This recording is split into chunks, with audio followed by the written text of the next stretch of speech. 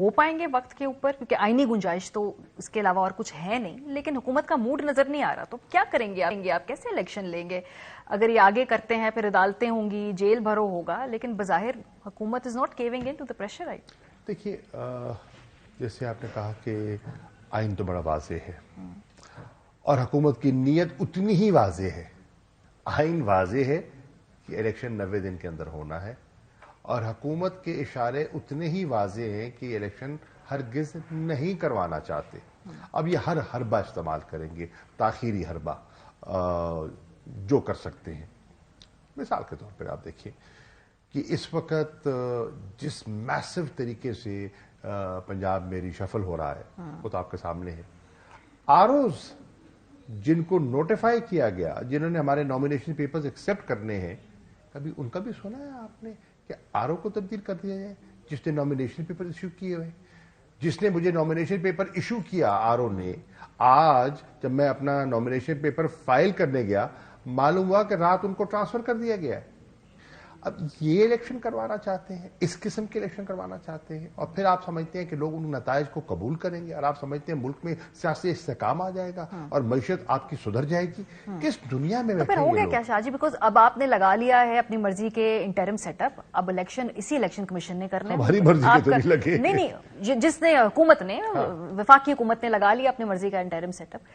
Election commission of Pakistan यही है, उनका जो आपके साथ मोहब्बत है वो सबके मालूम है। अब इससे आगे क्या होगा? बिकॉज ये कहते हैं जब इलेक्शन होगा भी तो आप नहीं मानेंगे, 2/3 ना मिली आप नहीं मानेंगे, आप किसी के साथ चलने को तैयार नहीं है, बैठने को तैयार नहीं है, सिस्टम से बाहर रह के आप जो हैं अपने पूरे सिस्टम को इस वक्त टफ टाइम दिया हुआ है। तो फिर होगा क्या 8-6 महीने बाद? यही होगा। हमने बैठने से इनकार नहीं किया। अगर हमें उनकी नीयतों में कोई नजर आए कि दुरुस्त नीयत नजर आए। अब देखिए, एक तरफ वो कहते हैं एपीसी की दावत देते हैं, दूसरी तरफ अभी एपीसी से पहले इल्जाम भी लगा देते हैं।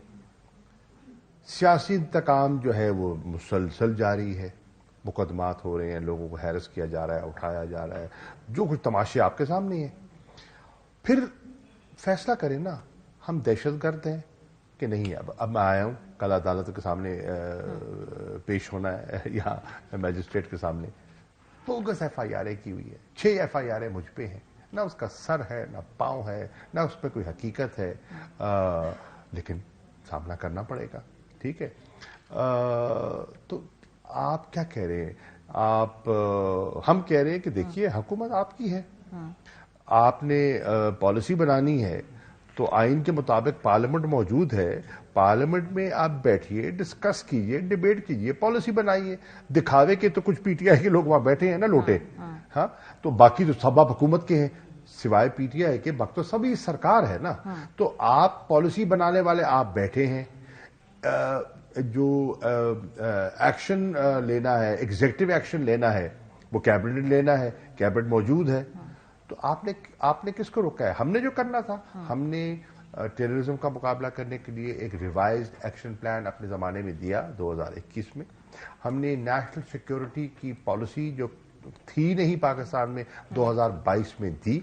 वो इन इश्यूज को डील करने के लिए थी ना, टेररिज्म को डील करने के लिए थी, एक्सट्रीमिज्म को रिवर्स करने के लिए थी, और इकोनॉमिक सिक्योरिटी को इंश्योर करने के लिए हमने एक नेशनल सिक्योरिटी पॉलिसी दी थी। तो हमने तो इकदाम किए। और अब भी मारिया जो कोई ये कदम उठाते हैं जो हम समझते हैं मुल्क के लिए बेहतर है, हम मुल्क को नुकसान नहीं देना चाहते। एपीसी के वाले से आपने कहा हमें लिखते हैं, फिर उसके बाद हम फैसला करेंगे। अब तो खैर वो एपीसी भी मुलतवी हो गई, वो कब होगी, 9 को होगी, 12 को होगी, ये भी प्रायोरिटी है। Coming back to the point, Khan साहब कहते हैं कि 2/3 अक्सरियत वो एक्सपेक्ट कर रहे हैं।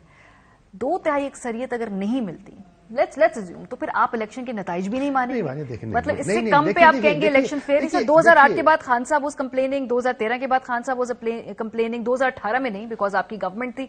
दोबारा अगर वो नताइज ना आए तो फिर ही विल बी कंप्लेनिंग। देखिए, हमारी ख्वाहिश है कि हमें ऐसा मैंडेट मिले कि हम कानून साजी कर सकें, हमें जिसे कहते हैं ना बैसाखियों की जरूरत ना हो, और हम ठोस जिसे कहते हैं ना मनसूबाबंदी के तहत वो स्ट्रक्चरल रिफॉर्म्स कर सकें जो आज पाकिस्तान को दरकार हैं। इसलिए हम कहते हैं कि वाज़ेह अक्सरियत।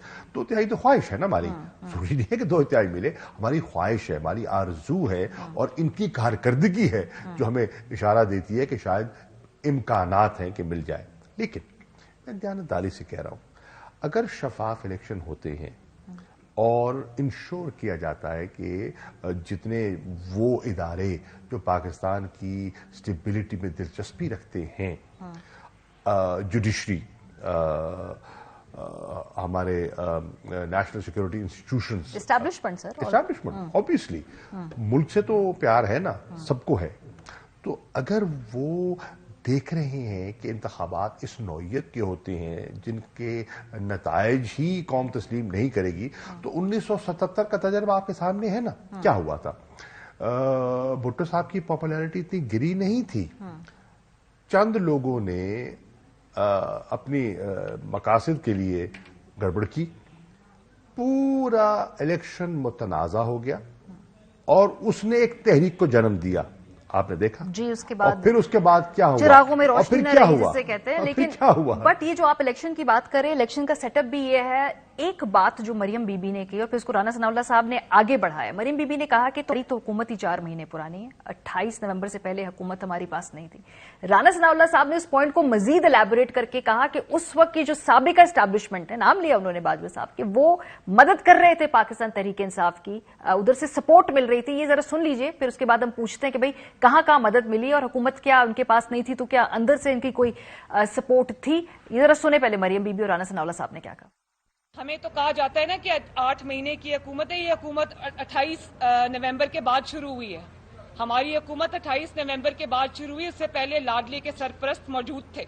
بات ان کے یعنی سہولت کاروں کی, تو آپ کو پتہ ہی ہے ان کے سہولت کار جو ہیں وہ یہ نومبر میں فارغ ہوئے ہیں نا. وہ اس سے پہلے یہ لانگ مارچ کیسے کرنا ہے, کب کرنا ہے, کہاں رکنا ہے, کتنے دنوں میں پہنچنا ہے, یہ ساری چیزیں جو ہیں یہ سب کو معلوم ہے, آپ کو بھی معلوم ہے. سر, یہ لانگ مارچ سے لے کے آپ کی ساری اسٹریٹ موومنٹ کوئی پلان کر رہا تھا. ماریا سنیے, جو سہولت کار یہ کہہ رہے ہیں کہ ہمارے تھے اور نومبر میں فارغ ہوئے, اگر وہ نومبر میں ہمارے ہوتے تو آج آپ ہوتے ہی نہ رانا صاحب, آج یہاں شہباز شریف نہ ہوتے, آج مریم لندن سے واپسی ان کا یہاں پاکستان میں نہ ہوتی, وہیں بیٹھی ہوتی. یہ منصوبہ بندی پہلے عمران خان صاحب یہی تو کہہ رہے ہیں کہ دکھایا کچھ کیا اور نبھایا کچھ کیا. لیکن جو لانگ مارچ ہے کہ کہاں تک لے کے آنا ہے, کہاں رکنا ہے, کہاں پڑاؤ ڈالنا ہے, کتنا ویٹ کرنا ہے, کن تاریخوں میں آنا ہے, یہ پلان کس نے, یہ 100% پی ٹی آئی کی پلان تھی, کوئی پیچھے سے نہیں بتا رہا تھا. Not at all. یہ ہمارا اپنا پلان تھا, کہ ہم آئیں گے اور اس میں تھوڑا سا حکمت عملی تبدیل کرنی پڑی کہ وزیر آباد ہو گیا. وزیر آباد تو ہم ایکسپیکٹ نہیں کر رہے تھے نا. اب یہ کہ وزیر آباد میں ہم نے پلان کیا تھا, وہ بھی حکمت عملی کا, وہ بھی سہولت کاروں کی, ہمارے سہولت کاروں کی کاوش تھی. یہ درست نہیں ہے. یہ حکومت ظاہراً